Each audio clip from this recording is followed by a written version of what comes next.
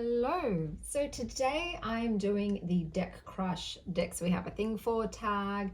It's a VR to Dawn, Marlena, Lisa and Danny. I will link their videos down below. So let's just get straight into it.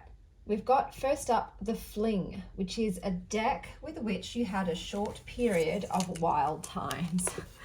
And for me, that is the Tarot Erotique. So this deck, when I first got it, I was obsessed with it. I love the hot pink and red. It is very sexy, the color scheme. I was just like besotted. I just had so much fun. It was fun time. I guess that's what flings out, right? Like short, intense, fun, wild. This is definitely a wild deck. And I just played with it constantly. We had a lot of playtime. And then I just stopped. I don't know if it's like the novelty wore off because it read well and I enjoyed my time with it, but I just sort of put it in the back of the drawer and I haven't played with it since. So for like the first couple of weeks that I got it, it was constantly out in my hands. We were having a great time. And then I just went on to other decks. So I actually am going to force myself to choose this as a deck of the month because I need to see, is it just a fling or does this actually have long-term potential? So some of the pictures are very graphic, guys. It's very in your face. So this is my choice for fling. And yeah, it's a deck I had a short period of wild times with and then sort of just forgot about. So that is a Tarot Erotique. Next up, we have Puppy Love, a deck with which you were infatuated but couldn't make a long-term commitment to. And for me, it is the Moon Witch Oracle. So these are the backs, which look, I absolutely love this sort of witchy cottagecore aesthetic. It's gorgeous. This deck is beautifully made. It's lush. It's just so elegant and instantly I adored it. I was just like, this is gorgeous. I love the aesthetic of it. I love the illustrations. The theme is just on point. And I, once again, played with it a lot in the beginning. And then since then, it's sort of just there. It's a deck that I purchased for others. So anytime I think of getting a deck for someone else, this is one of the decks that comes to mind because obviously the quality is just so fantastic. The style of the deck is also quite like palatable for a lot of people. It's not really confrontational. It's, like I said, elegant. And I just think it makes a great gift because the guidebook is well done, well written, and it has an ease of use. But I don't know why I just don't use it more regularly. It's one of those things. It's like, why? Why do I just let it sit there looking pretty on my desk? But also this hashtag has been great in terms of me now thinking, okay, I've got to get these decks into rotation. There's no reason why I shouldn't have more of a play with this. But this was definitely the Puppy Love. I was absolutely besotted with this deck when I first got it. I think it was one of my first indie decks that I purchased and I was just so excited for it to come. So hopefully, you know, we can turn this into more of a long-term commitment. Next up, we have Friends with Benefits, a deck you care about, but sometimes get extremely passionate for. And for me, it's the Animal Apothecary. So originally when I first saw this come out, it did nothing for me. I'm not really into the color scheme. And I was like, I don't see myself getting that deck. And then I saw someone read with it and I got a glimpse of what it offers. And I'm like, okay, there's more than meets the eye here. It's sort of like, you know, a friend you take for granted. And then all of a sudden one day you're like, oh, there's a spark of something more there. So this reads phenomenally to me. It's like, it's very friendly in its color scheme, its illustrations. Do you know what I mean? It's very unthreatening and it's just sort of sidles up next to you and you think it's all chill and all of a sudden she'd be spitting facts at your ass. So it's amazing. Recently I am sort of going through a very transformative, self-reflective phase, especially in terms of my relationships. And I decided to pull from this deck. I'm like, you know what? I need some hard truths delivered to me in a very friendly, non-threatening manner. And the message that came across, okay, this is obviously upside down. was, I think one of the phrases that stuck out to me the most was, what if you chose you and stopped waiting for someone else to choose you? And I was like, oh boy, okay, yep, I hear you, and I'm going to take that in consideration. So this is definitely, you know, the friends with benefits, because generally we're very convivial, but then all of a sudden I'm like, damn, there's a lot there. There is a depth there. And it's a deck that I actually will get out for others, because I'm like, if you want to hear some like truths and really get into the nitty gritty in, like I said, an approachable way, it's not going to startle you, but it is going to hit home. This is the deck that I take out. So this is my Friends with Benefits deck. Next up, we have Love at First Sight, a deck you loved from the start. So this is Tarot of Oneness, and already, guys, at the box, look at that bunny. Look at that succulent. It's just freaking adorable. I don't know why I didn't back this on Kickstarter, because the second that I saw YouTubers play with it, I think Rochelle was one of the YouTubers that I first saw her looking through the deck. I was like, oh my God, it's gorgeous. I love the backs. I love the peach matte edging, and it's just such a pretty deck. It is gorge. And as soon as I received mine, straight away it was an instant love at first sight. I'm like, oh, it's so pretty. I love the guidebook. The messages are wonderful. It's very loving. This is a loving deck to me. I get excited every time to use it, because there's just such a variety in the imagery, and I like, it's one of those decks where I'm happy to see any card. It doesn't even matter what it is. I just am delighted to use it, and she reads so well for me, She's like a best friend. She's my bestie, and she gets me. Like I said, anything she has to say, I am ready to hear. And I adore this deck. The quality is amazing. I love the extra cards in this. I adore decks that have extra cards. This is one of them. Like, this is one of the extra cards, Oneness. And there's a plethora. Like, they didn't just stop with one extra card. They're like, we're going to give you multiples, because who doesn't want multiples of a good thing? Me, I want multiples of a good thing. Thank you. Yes, please. I'll take them all. So this definitely was a Love at First Sight deck, even though, like I said, I didn't back it on Kickstarter, but it was at the beginning of my Kickstarter journey, and I was like, oh, there's too many decks, and I think that was just the case. But like I said, as soon as I first saw it on TarotTube, I'm like, what? How did I miss this? Like, I immediately ordered it. I didn't even watch the whole thing. I was just like, no, I need to get that. And yeah, I just think it's amazeballs, and I adore it to bits and pieces, and it's my honey bunny. The next prompt is a One Night Stand, a deck you tried out but moved on from almost immediately, but sometimes you still think about that deck. And for me, it's the Dreamy Moons Tarot. So that is the back. I love the back. It's got the really shiny gold. I don't love the shiny gold. I like the mattes. Not a huge fan of the paper stock. So this one was an instant buy for me, because I love the creator. Like, I have all of the creators, you know, books. I love their artwork. So I thought their tarot deck's going to be fabulous. I'm just going to totally pre-order this, like, without even seeing anything. And look, I still have it in my collection, obviously. And I did try it out, but I didn't love it, and I sort of just went, but I liked it enough not to get rid of it. I thought, maybe it's just not the right moment for this. Maybe our time will come later. Like, there's potential here. I think that's what it is, like the potential.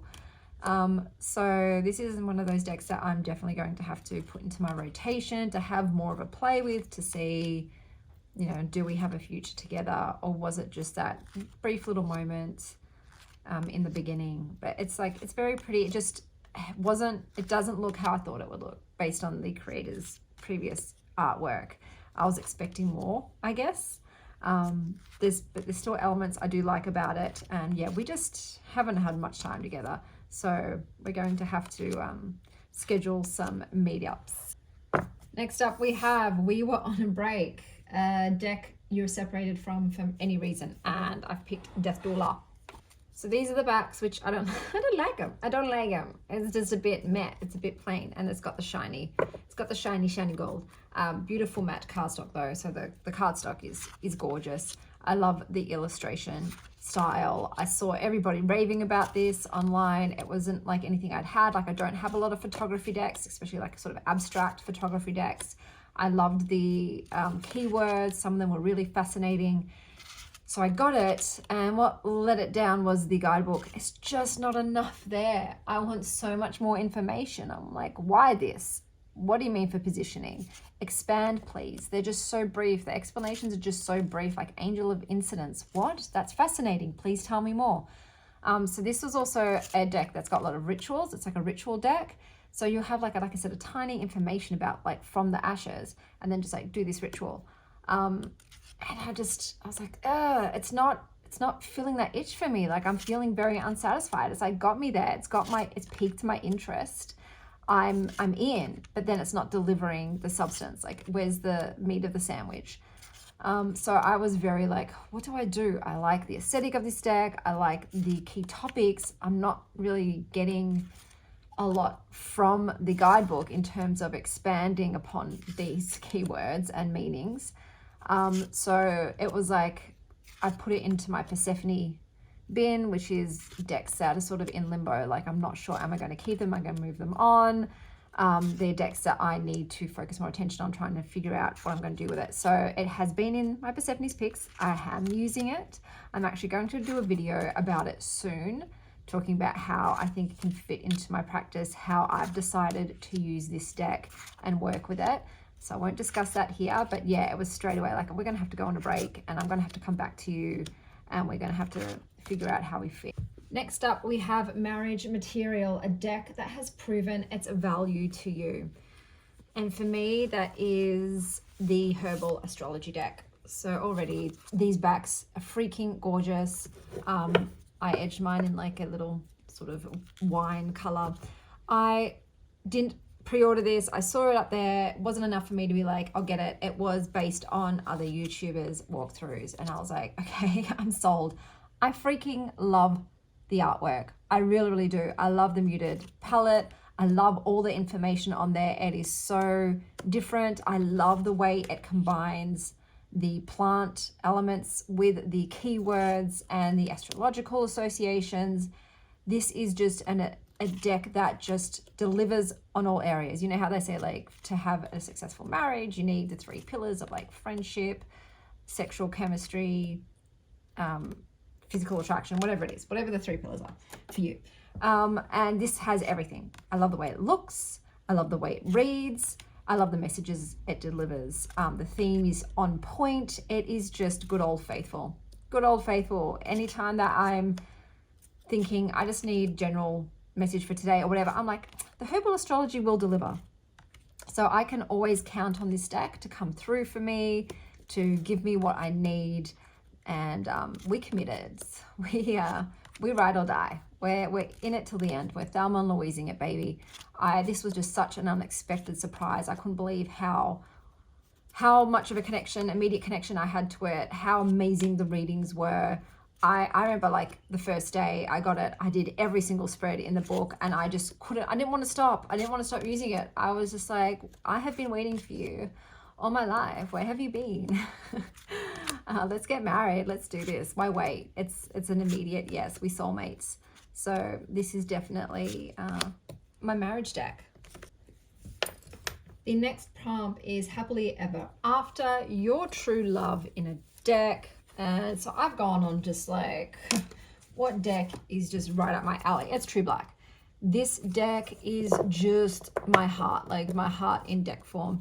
I freaking love it. I love the way it feels. It's a rose petal finish, but it's just so sublime. I love the way I really honestly love handling it. I love getting my hands all over it.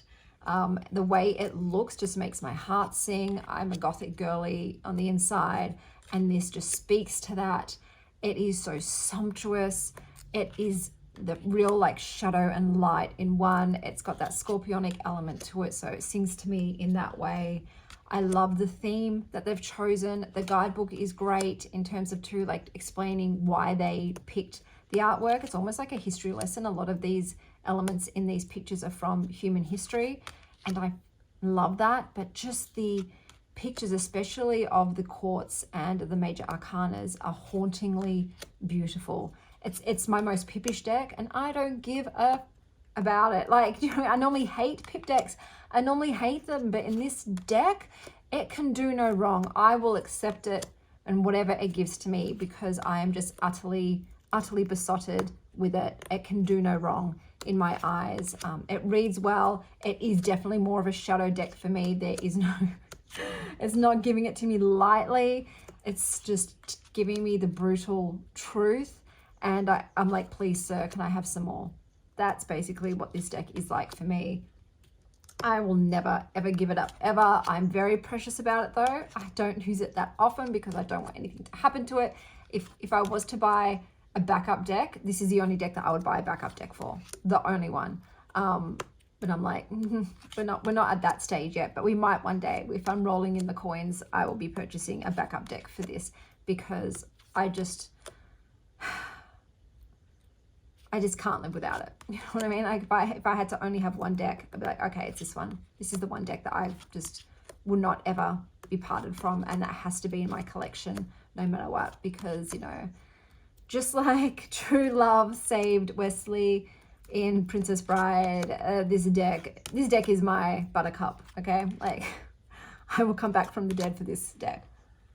I saw a viewer make a comment on Dawn's video saying, why don't you also add a divorce prompt?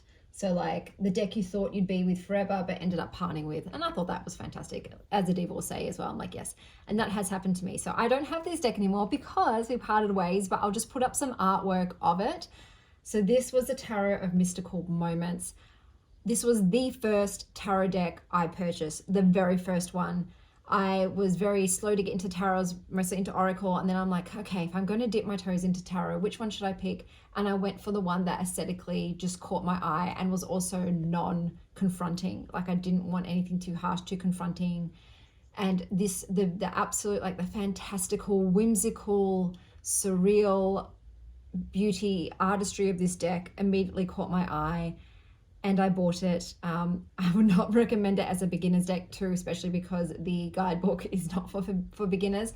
And I think that was what the issue was with this deck. I was naive. I didn't have a lot of life experience with tarot, just like in marriages in real life. And I sort of jumped in without really knowing myself and really knowing what it is that would make for a deck that I could rely on in the long term. And that's why this fell apart. It was all pretty on the outside, but it was slowly rotting on the inside. Just thought that's a bit harsh. But we just weren't compatible. I tried so hard to make it work, but the readings just weren't quite there. There was a disconnect, and I ended up growing in a direction that was not congruent with this deck and what it was offering. But it was so hard to let it go. It was because I dreamed of a beautiful future together, because I thought it was the one. I thought we were a match, but as it turns out, we were not. So I've moved this on. I do still think about it. You know what I mean? It's sort of like, what if? Maybe if I had done this, it could have worked out differently. Maybe if I'd blah, blah, blah, blah, blah. But it's like, no, because if it was meant to be, you would have found a way. Like, it would have worked. It didn't work. You try to make it work. You tried and tried and tried for months and months and months. And then you finally, you know, took your rose-colored glasses off and faced reality. And it's just like, okay, it's not me, but it's also not you. It's not us. There can't be an us. So that was a Tarot Mystical Moments. Look, I still sometimes look back. I've pinned a lot of the artwork on my Pinterest board. It's one of those things, like, we work better separately. Like, you be over there, I'll admire you from afar, but we can't cohabitate anymore. So that is everything for this prompt. I hope that it was so fun. It was great. I love prompts like this. It's just really great way to view your decks in a different perspective and to remind you of what you have and maybe that you need to come back to. This, you know, love season, you have a plethora of love from family, from friends, from partners, from yourself, whatever that is, whoever love shows up in your life. I hope it smothers you unconditionally. And I hope that wherever you are having a lovely morning, afternoon, or evening. And as always, stay wild, star child.